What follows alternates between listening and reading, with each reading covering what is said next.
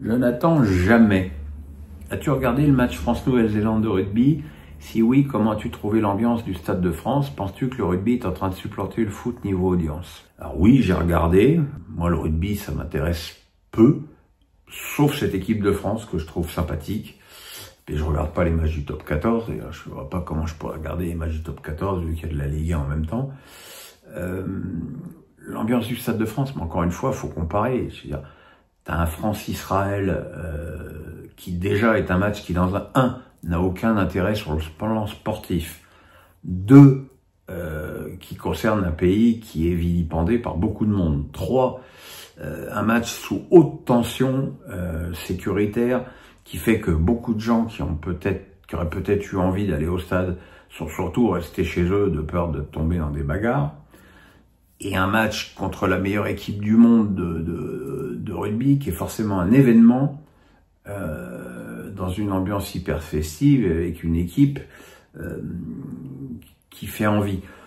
Donc la comparaison elle est forcément injuste. Si j'imagine que si demain il y a France-Argentine en foot au Stade de France, ce sera plein à craquer, il y aura une ambiance de dingue et l'audience sera monstrueuse.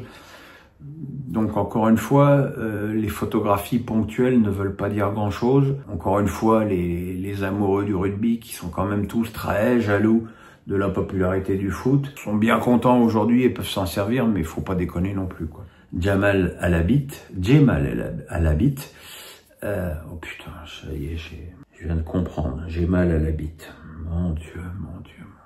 Enfin bon, bref. Étant donné que ton expérience de dirigeant à Reims s'est mal déroulée, car tu n'as pas été mis dans les bonnes conditions pour réussir, les matchs de Strasbourg face au Stade de Reims revêtent-ils un air de revanche pour toi, ou les abordes-tu contre n'importe quel match? Reims, ça va faire 19 ans, donc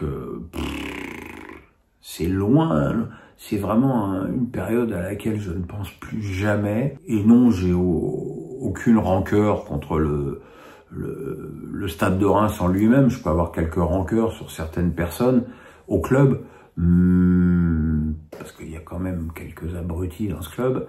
Mais le club en lui-même, j'ai rien contre lui. Et effectivement, le match contre Strasbourg, voilà, je suis à fond pour Strasbourg, comme je suis à fond pour Strasbourg dans tous les matchs que je vois, et pas plus contre le Stade de Reims. Non. Donc j'ai mal à la bite de nouveau. Quel souvenir gardes-tu de ton expérience géo au Club Med? J'apprécie beaucoup ta personnalité, mais ce que j'en perçois, uniquement à travers le prisme des écrans donc, me fait m'étonner que tu aies pu occuper cette fonction. Alors attention, le Club Med, là j'ai 61 ans, le Club Med je l'ai fait à 18, 19 et 20 ans. Donc autant vous dire que c'était une autre époque, et c'est un autre Club Med que le Club Med qui est aujourd'hui, qui est devenu quelque chose de beaucoup plus luxueux qu'à l'époque. Moi, quand j'étais au Club Med, c'était l'époque Trigano. C'était à l'époque où le Club Med était le numéro 1 mondial du tourisme. Et c'était vraiment un truc incroyable. J'ai été très heureux là-bas. Je donnais des leçons de tennis, je faisais des spectacles, je chantais avec l'orchestre. Et puis avec les gonzesses, c'était exceptionnel. Faut aussi pas être faux cul.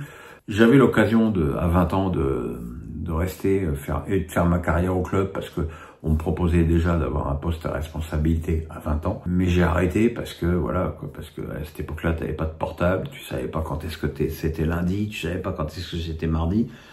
Ton seul repère dans la semaine, c'était le jour où les gens arrivaient et le jour où les gens partaient. Donc il y avait une déconnexion totale par rapport à la vie qui, au bout d'un moment, me pesait. Mais non, je vois pas pourquoi ça t'étonne. Si tu veux me répondre sur Twitter et me dire ce qui t'étonne, je te répondrai. Alors, on continue. Hop, Gabriel Hasson me dit le gardien israélien Pérez mérite-t-il plus qu'une place de remplaçant au Bayern vu sa performance face à l'équipe de France? Il n'a rien fait d'extraordinaire contre l'équipe de France. Hein. Il a fait un bon arrêt. Je sais que il avait été contacté par Strasbourg, mais qu'à l'époque il était blessé et que ça s'était pas fait. Je sais pas qui est le remplaçant de Neuer, mais bon, de toute façon être entre numéro 2 ou numéro 3 dans un club, ça n'a pas évidemment un un gros écart. De toute façon, il faut pas déconner, Neuer est meilleur. Hein. Alors, Jean-David Bedel me dit « Comment expliques-tu la popularité d'un Mohamed Ennni lorsqu'on voit les contenus YouTube qu'il propose? Cela t'inquiète-t-il quant à l'avenir de nos jeunes et même de la société en général ?» C'est vrai que c'est un peu pathétique de voir un mec qui a fait sa renommée en pétant des télés à coups de batte de baseball et en insultant à peu près tout ce que la Terre peut compter d'humains dessus, moi y compris. J'ai essayé 1 ou 2 fois de l'approcher pour que il arrête de m'allumer et que moi j'arrête de lui répondre. Il a même pas daigné me répondre, y compris en message privé. Donc à partir de là, qu'il aille en enfer. Hein, après tout, il doit gagner très bien sa croûte avec ses merdes. Le pauvre Toniente lui a donné un rôle dans 4-0. Enfin bon, quand on voit le box-office de 4-0, on voit peut-être aussi pourquoi c'est un flop. Donc, ouais, non, Medeni, très franchement, ouais, effectivement, c'est peut-être un des symboles de la déliquescence de notre société aujourd'hui. Alexandre Nadalojo me dit « On se plaint du niveau du jeu de notre équipe de France, mais il ne faut pas s'en étonner quand on ne forme que des joueurs athlétiques, des joueurs de percussion et des joueurs puissants et physiques, sachant que le seul joueur technique avec intelligence de jeu, à savoir Griezmann, avait été rejeté par les centres de formation français. Est-ce qu'il faudrait faire pour changer le logiciel de la formation en France pour former des joueurs avec un meilleur rapport au ballon et avec une vision du jeu ?» Mais c'est ce que Laurent Blanc voulait faire, hein. Sauf que Laurent Blanc, du coup, ça s'est transformé en ce qui est pour moi un des plus grands malentendus pas de l'histoire, mais un des plus grands malentendus du foot, c'est cette histoire des quotas que certains, évidemment, pour faire leur beurre, ont voulu faire passer pour une histoire de racisme, alors que c'était pas ça, quoi. Laurent, lui, il voulait effectivement que des Griezmann trouvent des clubs en France, mais bon, on lui a dit que c'était un gros raciste et on l'a renvoyé dans ses 16 mètres. Mais c'est dommage parce que lui, il voulait faire ça. Effectivement, Deschamps n'a jamais... lui, n'a jamais cherché à influer à ce niveau-là dans la formation parce que finalement, des joueurs athlétiques, pour le football qu'aime Deschamps, ça lui va très bien. Bertrand Jay me dit « Avec le recul, ne penses-tu pas que l'acharnement du joueur de l'équipe en 98 contre Aimé Jacquet était un délit de faciès et sur le fait qu'il ne correspondait pas au code voulu par le journal ?» car un résultat plaide pour lui après l'élimination des qualifiés en Coupe du Monde 14, demi-finale l'Euro 96 et victoire en Coupe du Monde 98.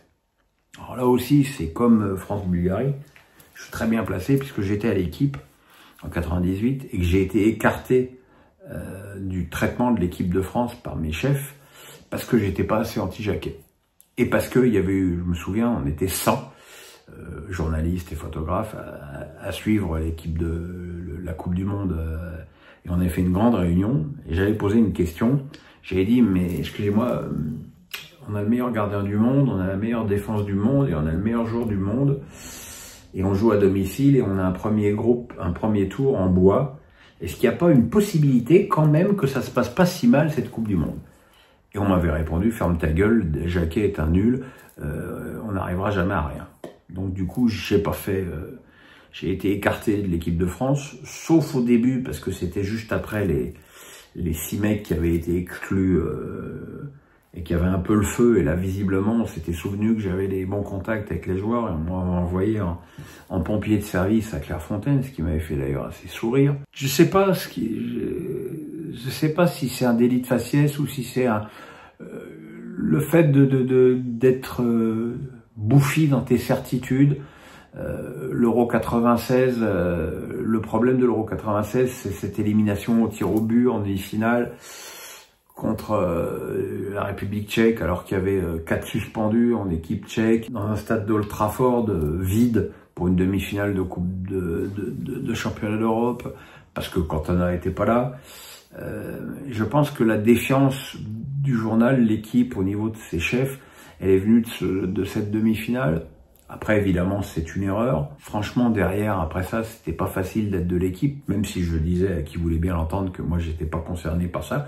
D'ailleurs, j'en veux pour preuve qu'à chaque fois que j'ai croisé Aimé Jacquet après la Coupe du Monde 98, il a toujours été très chaleureux avec moi. Pierrick Liep me dit le Racing Club de Lens était en crise financière avant la reprise par le président Hugo Orlian, et ce dernier a réussi à stabiliser les comptes avant l'année de notre participation en Ligue des Champions. Cette saison, on annonce un déficit de 111 millions malgré les revenus en LDC et une vente phare de 30 millions d'OAI. Avec ton expérience du foot, comment expliques-tu que sans réellement dépenser d'argent, un club puisse se retrouver en déficit? Déjà, est-ce que je serais étonné que les 30 millions de OAI soient déjà comptabilisés? Parce que tu as toujours un an de décalage. Effectivement, je pense qu'il y a des joueurs qui ont prolongé et avec des salaires certainement différents. Il y a eu le recrutement d'Ouahi déjà avant de le digérer, avant d'absorber sa vente. Et puis il y a la baisse des droits télé, et puis il y a des choses comme ça qui font que des clubs peuvent se retrouver effectivement passer d'une situation financière tranquille à une situation financière précaire. De toute façon, visiblement, on annonce pas mal de départs, à la fois au mercato d'hiver, avec notamment Danso, et au prochain mercato d'été, avec notamment Samba et Medina. Voilà, s'il y a ces ventes-là, peut-être que ça permettra à Lens de rééquilibrer les comptes. Maintenant, avec quelle équipe derrière, ça c'est un autre problème. Johnny Domar me dit, le sélectionneur portugais a décidé de ne plus convoquer aucun joueur de Porto ni de Benfica, car ces joueurs devront participer au mondial des clubs qui se déroulera en même temps que l'Euro des moins de 21. Il a ajouté qu'il était obligé de faire ce choix et que c'était une mauvaise chose. Qu'en penses-tu? Gérald Batic ne devrait-il pas faire la même chose avec Doué et Gusto qui risquent de ne pas être disponibles pour l'Euro 25? Déjà, on est un peu sans nouvelles de cette Coupe du Monde des clubs. On ne sait pas du tout qui veut y participer, avec quelle équipe, est-ce que Manchester City va envoyer ses coiffeurs. Le risque que cette compète soit un beat phénoménal, puisque visiblement elle a du mal à trouver des sponsors, est vraiment très important. Et je pense que, pour ce que j'en sais à l'heure actuelle, il y a de bonnes chances que ça soit annulé, et j'ai envie de dire, tant mieux.